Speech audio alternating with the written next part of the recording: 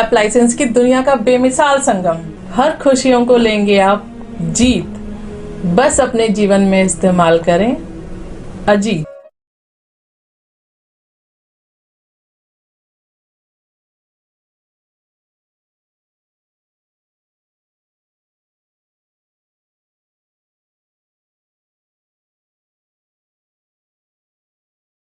नमस्कार, आदाब, सत श्री अकाल। मैं शोएब सलमानी, मेरे साथ आप देख रहे हैं एनबीटी भारत न्यूज़ चैनल। हम इस समय मौजूद हैं आरडीसी स्थित हर्ष ईएनटी हॉस्पिटल में, जहां हमारे साथ डॉक्टर ब्रिजपाल त्यागी हैं, जो लगातार दिल्ली एनसीआर में लगातार कैंप लगाते रहते हैं। गूंगे बहरे बच्चों के लिए लगातार सहायता देते रहते हैं उन लोगों को। उन्होंने एक इंजेक्शन का आविष्कार किया है, उनसे जानते हैं क्या इंजेक्शन है और किस बीमारी में वो काम आता है। जी, जो ये मेरा इंजेक्शन है, ये हमने खून से बनाया है। इसको पीआरपी बोलते हैं।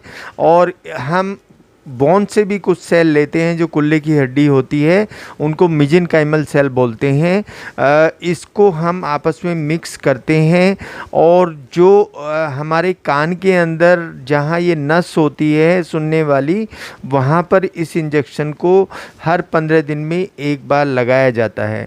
जो जन्मजात बधिर हैं या जो पूरे बधिर हैं, जो थोड़े बधिर हैं या जो आधे बधिर हैं, या कुछ ऐसे भी हैं कि कुछ दवाइयाँ होती हैं जैसे स्ट्रेप्टोमाइसिन टीबी में दिया जाता है या एमिकासिन दिया जाता है, उससे बधिर हो जाते हैं।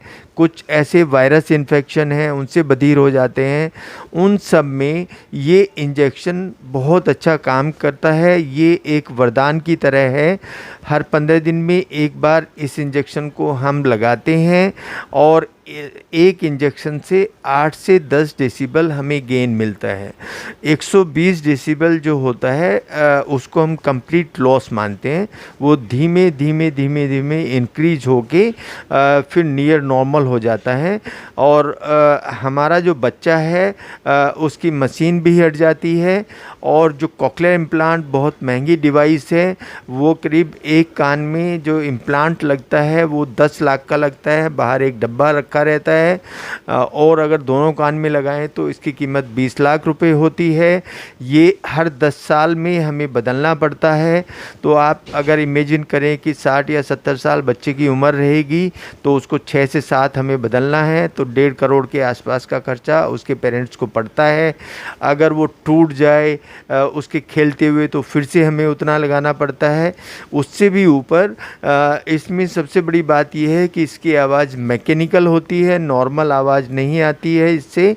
और इस तरह के बच्चे ना तो आर्मी में जा सकते हैं, ना पुलिस में जा सकते हैं, और ना ही वो कोई ऐसा काम कर सकते हैं स्पोर्ट्स एक्टिविटी में। अगर वो जाएंगे तो उनका उस डिवाइस को टूटने का डर रहेगा, अगर वो विकलांग स्पोर्ट के लिए जाते भी हैं तो। ये सब चीज़ें, सारी चीज़ें देखते हुए हमने इस इंजेक्शन का इजाद किया है। उसमें करीब 1 साल हमें लगा इसको इजाद करने में। अब आज की तारीख में 8-10 मेरे इंडेक्स पब्लिकेशन है, इसके ऊपर एक बुक है। और मैं जितने भी मेडिकल कॉलेज इंडिया में हैं उनमें जो बच्चे पढ़ रहे हैं उनको ये इंजेक्शन कैसे बनाते हैं, कैसे लगाते हैं, उसको मैं सिखाता हूँ।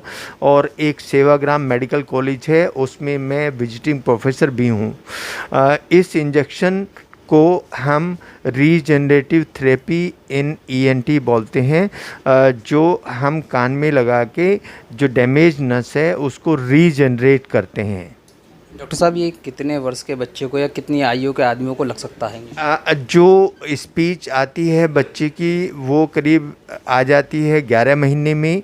तो अच्छा तो ये रहता है कि जब बच्चा पैदा होता है उस बच्चे को इमीडिएटली हमें ताली बजा के या बर्तन बजा के देखना चाहिए कि वो चौंकता है कि नहीं चौंकता है। ये हम बिल्कुल पैदा होते ही बच्चे को लगा सकते हैं, जिससे वो 1 साल के अंदर अंदर उसकी नस वापस आ जाए और फिर उसको हम स्पीच थेरेपी देने लगें। लेकिन जो हमारे पास बच्चे आते हैं वो हर एज ग्रुप के आ रहे हैं। हमारे पास बड़े भी हैं और हमारे पास ऐसे बुज़ुर्ग भी हैं जिनको डायबिटीज़ नहीं है, उनको हमने इंजेक्शन लगाया है और उनमें सुधार आया है। यानी कि बच्चों से लेकर बुजुर्ग तक कोई इंजेक्शन लग सकता है? जी। ये सबको इंजेक्शन लग सकता है। और उससे ऊपर ये बात है कि ये नेचुरल है। जितना भी हम हियरिंग एड लगाते हैं, कोक्लियर इम्प्लांट लगाते हैं, वो मैकेनिकल है, वो एक साउंड मैकेनिकल है, ये नेचुरल साउंड होती है जो हम देते हैं। आपका हॉस्पिटल में डॉक्टर साहब लगातार देखा जाता है कि जो सेना में लोग अपनी सेवा दे चुके होते हैं उनके निःशुल्क रहता है। क्या ये इंजेक्शन में भी कुछ इस तरीके का प्राविधान आप रखेंगे या नहीं? जी, जो आर्मी पर्सनल हैं या जो उनकी फैमिली है उनके लिए ये प्योरली निःशुल्क है, उसमें कोई उनको पैसा नहीं लगेगा। जितने पैरामेडिकल फोर्सेज हैं उनको हमने इसमें 50% रिबेट दिया है, जो पुलिस वाले हैं उनको 50% रिबेट दिया है, और जो पुअर हैं उसका कोई प्रूफ लेकर आते हैं उनको भी बिल्कुल फ्री है।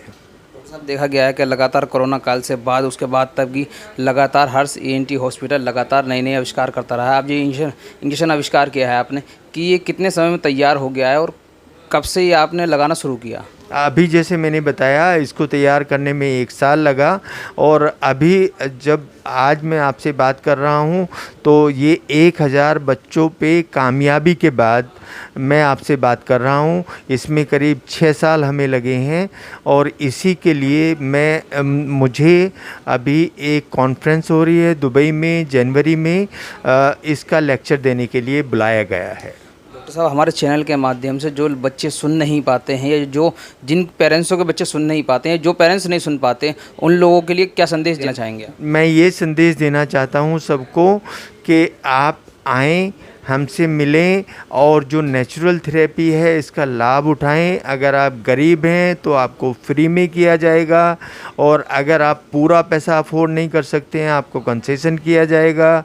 और आर्मी का तो मैंने बताया है कि आर्मी को मैं बिल्कुल फ्री ट्रीट करता हूं। मैं आपको सिर्फ इतना बताना चाहता हूं कि इसमें कोई भी मेरी ओर से ऐसा नहीं है कि ये इंजेक्शन के ज़रिए मैं कोई ऐसा कर रहा हूं कि मनी मेकिंग हो जाए या पैसा इकट्ठा हो जाए, वो मेरी बिल्कुल वो नहीं है। आप आएँ और इस सुविधा का लाभ उठाएं।